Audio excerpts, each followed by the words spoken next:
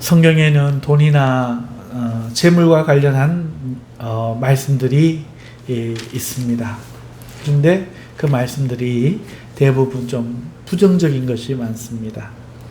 하나님과 돈을 겸하여 섬기지 못한다든지, 부자가 천국에 들어가는 것이 낙타가 바늘구멍으로 들어가는 것보다 더 어렵다든지,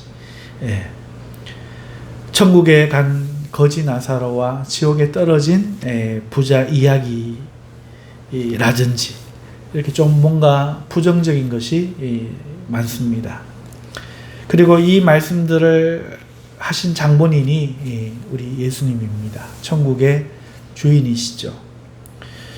그리고 또 그 주님은 한 부자 청년에게 내 재산을 다 팔아 가난한 자에게 나누어 주고 나를 따를 것이라, 이렇게 명령합니다. 부자 청년이 예수님을 따르려고 요청했기 때문이지요. 그러니까 재물이 있으면 따르지 말라는 거죠. 거절했습니다.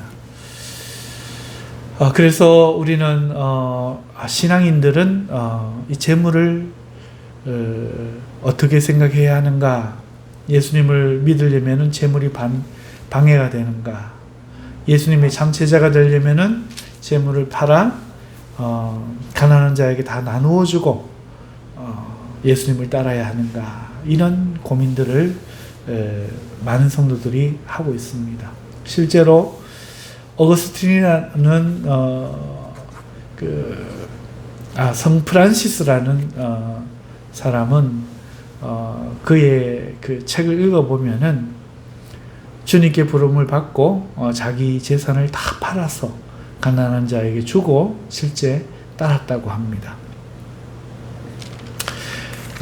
이것을 해석할 때 안 팔아도 되는데 고귀한 결단을 하고 주님을 따랐다는 좋은 어떤 그 미담으로 신앙의 거룩한 이야기로 들어야 할지, 아니면 주님을 따르려고 하는 자들은 재산을 다 팔아서 나누어 준 후에나 따를 수 있는지, 어떤 사람들은 판단하기가 좀 어려울 것 같습니다. 여러분, 오늘 디모데전서만 봐도 신앙인이 부자가 되어도 과연 괜찮을까 하는 질문을 할 수밖에 없습니다.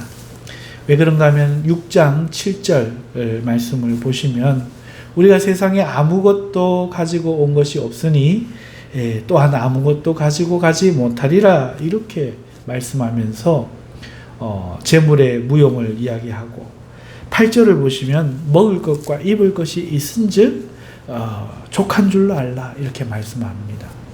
더 이상의 어떤 재물이 우리에게는 필요 없다는 말씀처럼 들리죠.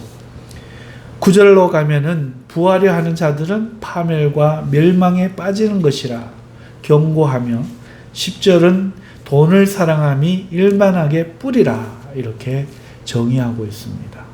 이 정도 되면은 신앙인하고 재물은 상극인가?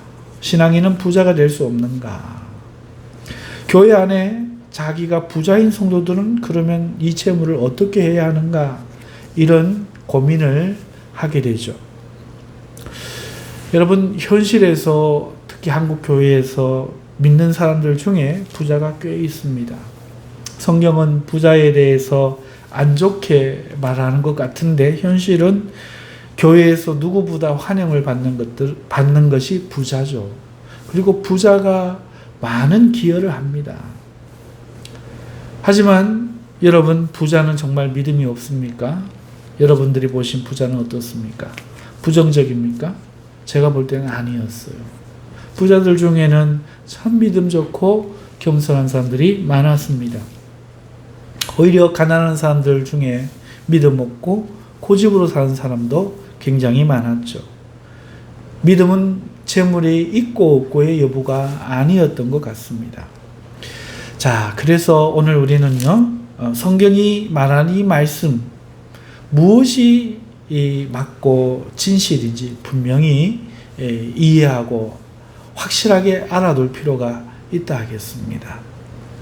먼저 우리가 살펴볼 것은요, 교회 안의 부자들을 성경은 부정적으로 보지 않는다는 겁니다. 그게 어디에 나타나느냐? 바로 오늘 본문입니다. 오늘 본문 17절을 보십시오. 내가 이 시대의 부한 자들을 명하여 마음을 높이지 말고 정함이 없는 재물에 소망을 두지 말고 오직 우리에게 모든 것을 후히 주사 누리게 하시는 하나님께 두며 선을 행하고 선한 사업을 많이 하고 나누어 주기를 좋아하며 너그러운 자가 되게 하라. 이렇게 말씀으로 명령하고 있어요. 자, 이 말씀은 그 당시 교회 안에 부자가 있었다는 것을 말합니다. 부자가 있었으니까 부자들에게 명하라는 거죠. 심지어 개인 한두 명의 부자가 아니라 시대의 부자들에게 명령하라는 겁니다. 상당수 있었다는 것이죠. 그들은 복수였으며 그 도시에 주도적인 부를 가진 사람들이 예수님을 믿고 신앙인이 되었던 것입니다. 주를 믿게 되었는데 그들은 많은 재산을 가지고 교회 안에 있는 겁니다. 어떻게 해야 합니까? 여러분, 성경은 그들을 부자는 천국 못 들어간다, 출교시켜라 든지 너희들은 돈을 가난한 자에게 다 나누어 주고 주님을 믿어라 라든지 이런 말씀 없습니다. 예수님 말씀을 가져와 가지고 예수님이 이렇게 가르치셨다. 그러니까 재산 다 팔아서 가난한 자들에게 나누어 줘라. 혹은 초대교회에 바나바와 같이 너희 옥토와 전답을 팔아서 사도들 발 앞에 갖다 놓고 나누어 주게 해라 라든지, 주님은 부자들에 대해서 회의적이다. 그러니 너희들은 나가라 라든지 이러지 않고, 여러분, 그 부자들에게 너희들에게 지금 준 것을 누리게 하시는 하나님께 소망을 두라. 누리라는 거예요. 그리고 좋은 일들을 하라는 거죠. 여러분, 재물이 있다고 마음을 스스로 높이지 못하게 하라. 정함이 없는 재물에 소망을 두지 말라. 이걸 가르치고 있는 거예요. 소망은 하나님께만 두라. 이런 내용입니다. 즉, 부자를 교회 안에 있지 못하게 하거나 부자 되는 것을 금하지 않아요. 너희는 부자 될 생각하지 마라 하는 것이 아니라, 대신에 하나님 대신에 재물에 소망을 두는 것을 금하거나 재물로 인하여 마음이 교만해지는 것을 금하고 있다는 거예요. 재물이 아니라는 거죠. 분명하게 말씀드립니다. 하나님은 부자를 미워하고 싫어하지 않습니다. 다시 한번 분명히 말씀드립니다. 하나님은 가난한 자는 사랑하며 부자는 미워하는 분이 아닙니다. 하나님은 거지 나사로도 사랑하셨지만은 아브라함을 부자가 되게 하셨고, 이삭과 야곱도 부자가 되게 하셨고, 욥도 부자였고, 하나님 마음에 합한 사람 다윗도 엄청난 거부였습니다.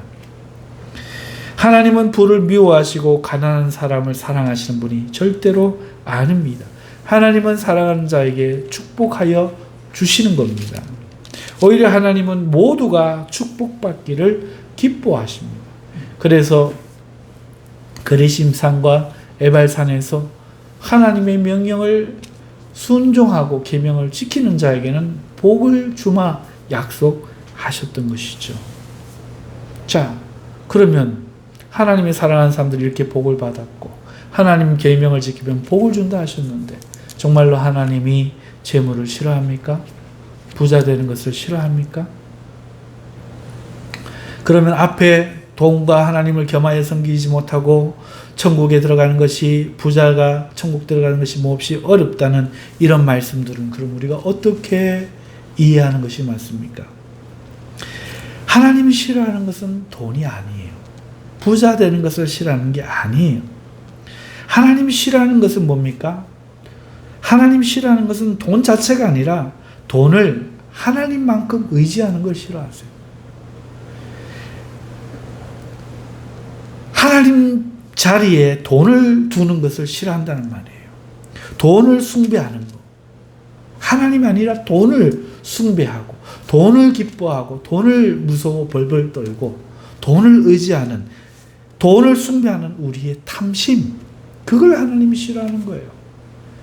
우리의 마음에 숭배의 대상으로 돈을 둘 때 그 돈을, 그때 그렇게 해서 된 부자, 그걸 하나님이 책망하시는 거지.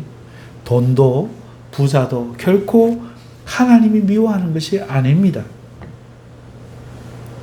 예수님께서는 고기 입을 벌려서 동전을 꺼내서라도 세를 바치는 것이 맞다. 이게 예수님의 뜻입니다. 그러니까 돈 필요 없다, 세금 바치지 마라 하지 않습니다. 과부가 자기 전 재산 2렙돈 헌금하는 거, 그거 기쁘게 여기시는 분이 예수님입니다.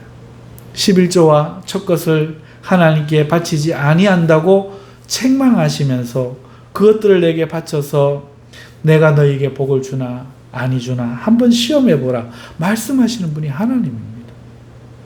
돈 싫어하시면 헌금하지 마라 하셔야죠. 11조 하지 마라 하셔야죠. 하지만 바치라는 겁니다. 바치면 뭘 줍니까? 재물, 축복, 주나 안 주나 시험해보라 합니다.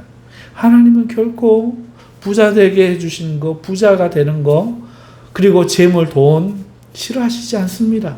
오히려 주기를 원하십니다. 그렇기 때문에 하나님은 돈 자체를 부정하거나 우리가 돈을 험불하는 것 싫어하는 것이 아니에요.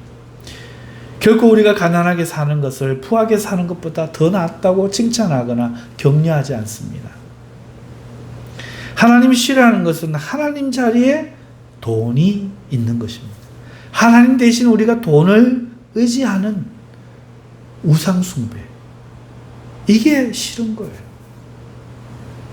아브라함처럼 아무리 많은 돈이 있어도 그것을 의지하지 않고 장막에 살면서 하나님이 계시는 하늘의 도성 바라보고 사는 사람에게는 하나님이 기쁘게 축복을 더 부어주시는 겁니다.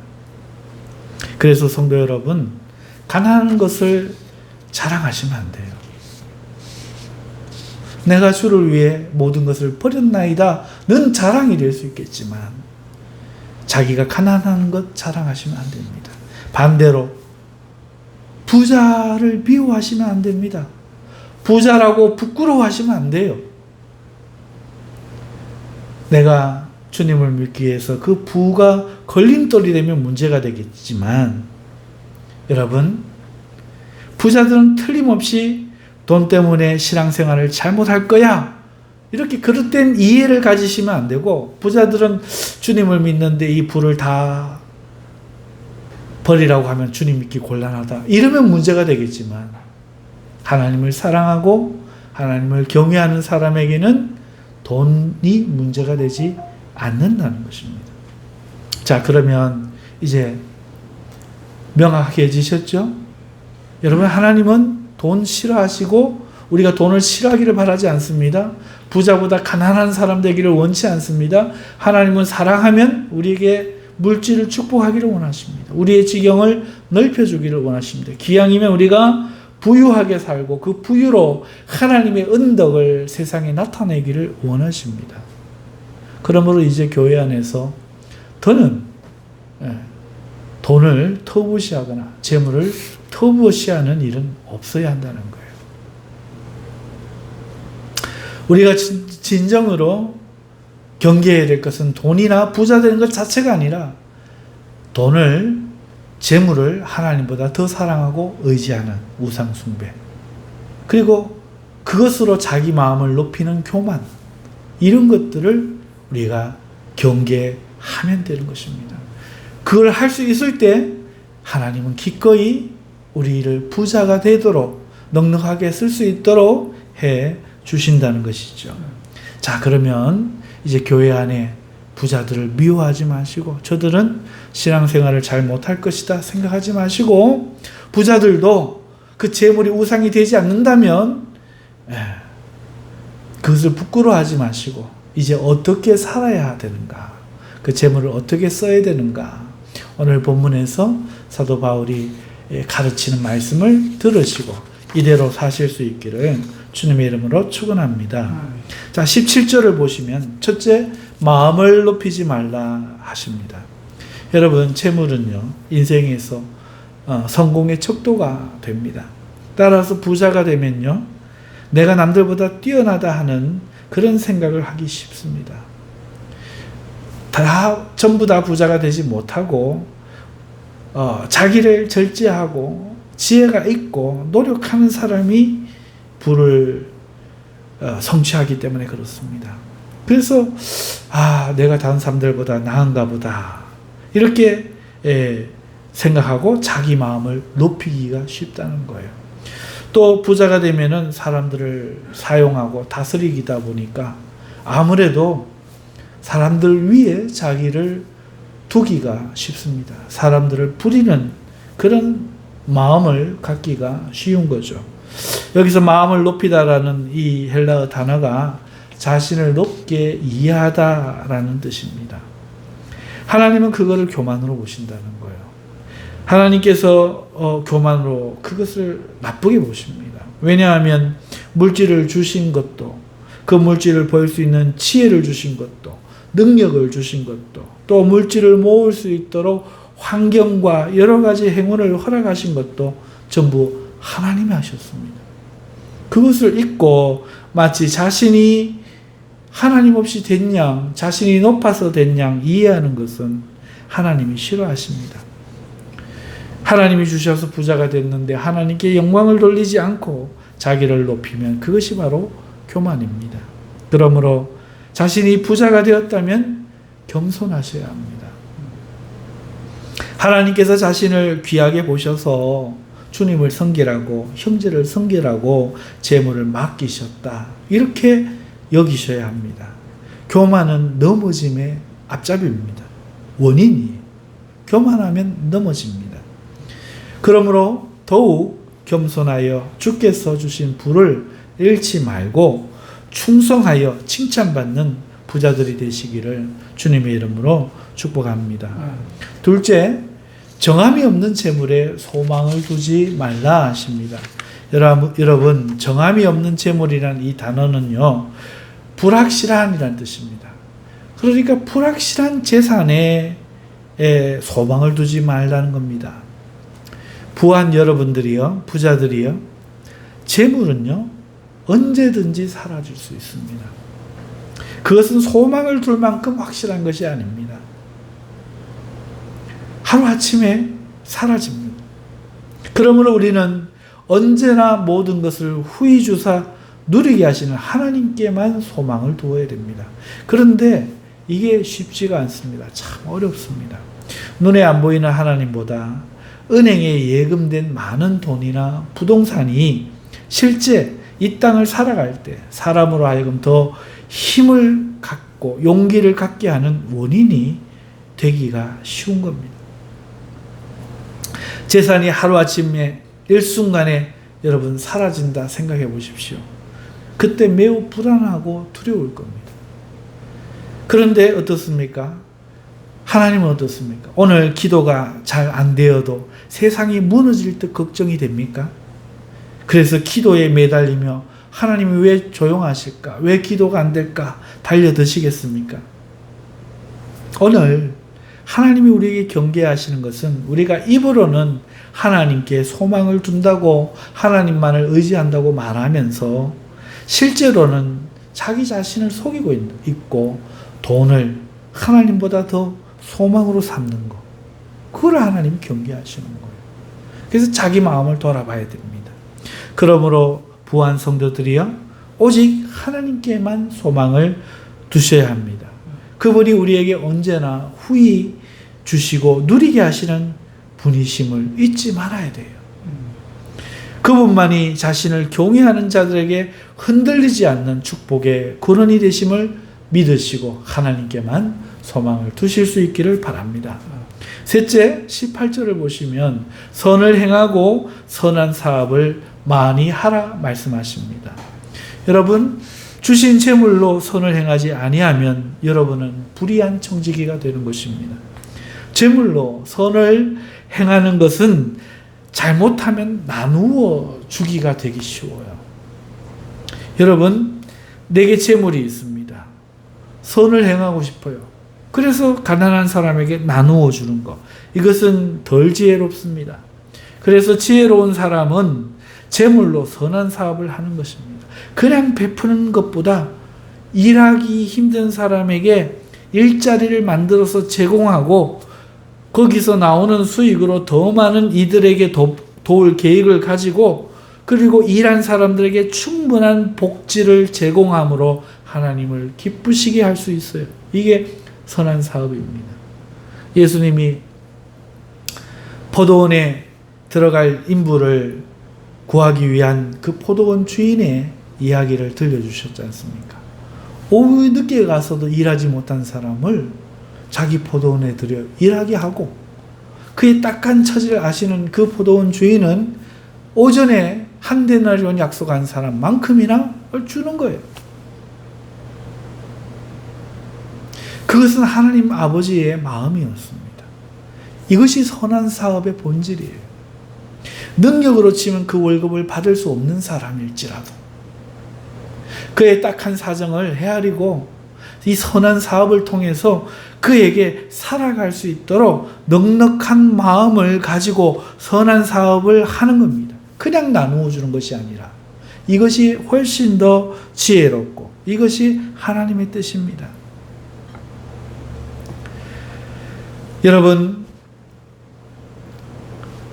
오늘 다음 말씀에 보니까 나누어 주기를 좋아하며 너그러운 자가 되라고 말씀하지 않습니까? 선한 사업을 하다 보면은 주위에 여러 관계들이 생겨죠.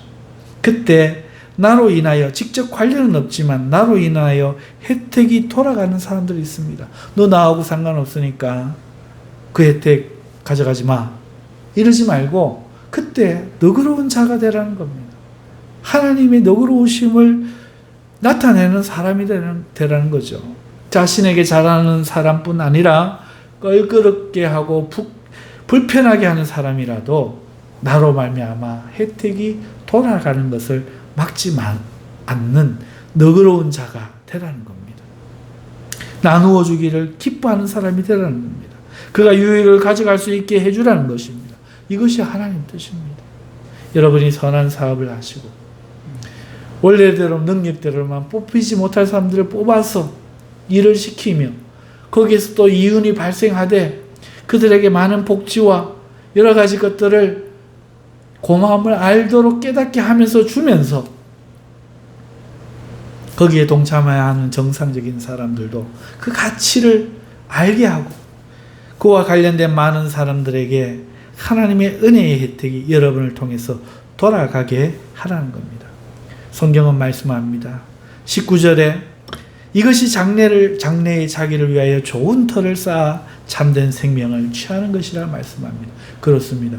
부자라고 나쁜 게 아니고 부자라고 하나님 앞에 불편하게 살아야 되는 것이 아닙니다. 이렇게 하는 것은 오히려 장래의 자신을 위하여 좋은 터를 다지고 참된 생명을 취하는 것이라 말씀합니다. 사랑하는 성도 여러분, 하나님은 맡길 만한 자에게 맡깁니다. 말씀을 가르치는 것도 말씀을 사랑할 때 그 사랑하는 자에게 말씀을 맡기는 겁니다. 감독의 지위도 선한 일을 사모하는 자에게 하나님이 맡기는 겁니다. 재물도 하나님께 영광을 돌리려고 하는 선한 청지기가 되고 싶어하는 자에게 하나님이 재물을 맡기심을 잊지 마시기 바랍니다. 재물도 하나님이 맡기신 달란트라는 거죠. 그러므로 겸손하며 영광을 하나님께 돌리고 하나님 앞에 드릴 수 있을 때 오히려 더욱 겸손하여지시며 그 재물로 선한 사업을 많이 하여서 많은 이들을 복되게 하는 여러분 되실 수 있기를 바라고 이러한 부자들을 보면서 하나님께 영광 돌리고 박수 쳐줄 수 있는 우리 모두가 될 수 있기를 바랍니다. 이것이 하나님 뜻입니다. 하나님은 이러한 부자들을 기쁘게 여기시고 마지막 날 착하고 충성된 종이라 동일하게 상 주실 줄 믿습니다. 교회는 이것을 가르쳐야 합니다. 바울은 오늘 디모데에게 이걸 가르치고 있습니다. 내가 부자들에게 이것을 명하라 가르치고 있는 거죠. 한국 교회는 재물면에서 금욕적인 모습이 들어 보입니다. 하지만 어쩌면 그것은 하나님의 말씀을 바르게 이해해서 금욕을 하는 것이 아니라 자신이 부자가 아니기에 자신이 부자 될 희망이 안 보이기에 자신의 마음과 신앙을 포장한 미련한 마음에 발놓을 수 있지 않은가 조심해야 합니다. 이제는 하나님의 뜻을 분명하게 이해하고 가르칠 필요가 교회에 있다는 것입니다. 더 이상 이유 없는 재물에 대한 부정적인 견해 교회에서 사라져. 근거 없는 가난이 최고다라고 하는 잘못된 가르침 사라져. 가난하든지 부한 자가 되든지 오직 주를 위해서 가난하거나 주를 위해서 부자도 될 수 있는 건강한 교회들 되실 수 있기를 주님의 이름으로 축원합니다. 우리 다 함께 주여 외치고 기도하도록 하겠습니다. 주여!